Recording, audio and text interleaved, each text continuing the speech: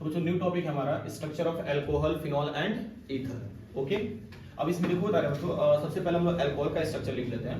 CH3OH क्या होता है, मेथनॉल होता है बच्चों।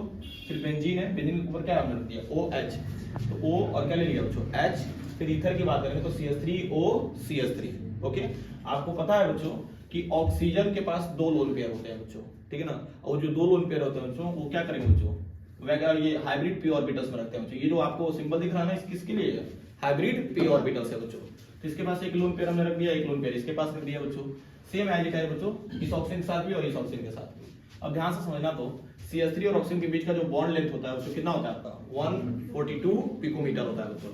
इसका बॉन्ड लेवल कितना होता है 108.9 डिग्री। इसके बीच का बॉन्ड लेंथ कितना होता है 136 पिकोमीटर एंड बॉन्ड लेंथ कितना हो जाएगा बच्चों 109 डिग्री हो जाएगा, ध्यान देना। और इसके बीच का बॉन्ड लेंथ 141 एंड क्या हो जाएगा 111.7 डिग्री। अब ध्यान से समझना, तो शांत रहो।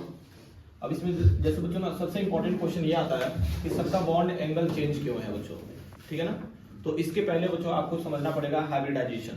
ओके, हाइब्रिडाइजेशन का मीनिंग समझ लो। हाइब्रिडाइजेशन निकालने का फॉर्मूला होता है lone pair plus bond pair. तो लोन पेयर कितना है बच्चों ऊपर 2 और बॉन्ड पेयर कितना है बच्चों 2, तो 2 मिलके कितना हो जाएगा 4। ओके, और ये किसको इंडिकेट करेगा sp3 को। और sp3 किसके लिए होता है बच्चों टेट्राहेड्रल के लिए होता है, ये समझ में आ रहा है ना बच्चों। और टेट्राहेड्रल का बॉन्ड एंगल जो होता है बच्चों वो कितना होता है 109 डिग्री 28 मिनट होता है। तो अब क्रॉस क्वेश्चन ये उठना चाहिए कि सर सबका हाइब्रिडाइजेशन यहाँ पे क्या है sp3 है, तो सर बॉन्ड एंगल क्यों नहीं आपका ये आ रहा है, क्यों आपका डिफरेंट आ रहा है। तो इसके पीछे का रीजन समझना बच्चों। इसको समझने के लिए बच्चों आपको वेस्पर थ्योरी समझना पड़ेगा। ओके, तो वेस्पर थ्योरी के अकॉर्डिंग बच्चों लोन पेयर में रिपल्सन बच्चों ज्यादा होता है, फिर लोन पेयर बॉन्ड पेयर में होता है, फिर क्या होता है बॉन्ड पेयर में होता है। ओके, तो यहाँ पे एक चीज नोटिस करना बच्चों, यहाँ देखो ना लोन पेयर एक दूसरे से क्या करेंगे रिपेल करेंगे।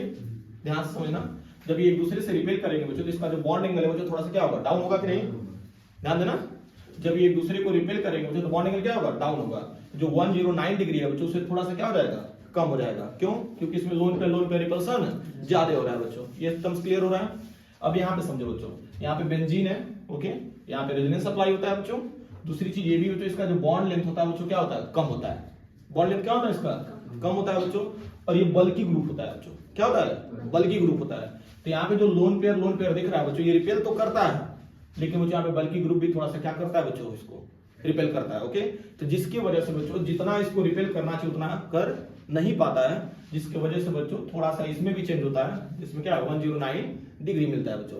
बस 28 मिनट इसमें बच्चों आपका माइनस है। ओके, अब इसके आगे देखते हैं बच्चों। इसमें देखना आपको, इसमें भी बच्चों हालांकि लोन पेयर रिपल्सन होता है, लेकिन आप जानते हो बच्चों ये जो CH3 ग्रुप दिख रहा है ये भी क्या होता है दोनों के दोनों बल्की ग्रुप है।